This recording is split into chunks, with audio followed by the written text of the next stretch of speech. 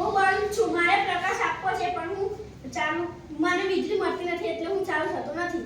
હું બેટરી છું, હું વીજળી આપું છું પણ મને વિદ્યુત સાથે જોડવી પડે છે. હું વાયર છું, હું બધાને જોડું છું અને હું બધાને જોડું છું પણ મને સાચી અને યોગ્ય રીતે જોડવા જરૂરી છે. હું સ્વિચ છું, હું ચાલુ બંધ થાઉં છું, તમે મને ઓન કરો તો હું કામ કરીશ. પણ હજુ હું મારામાં વીજળી કેમ પસાર થતી નથી એટલે હું પ્રકાશિત થતો નથી.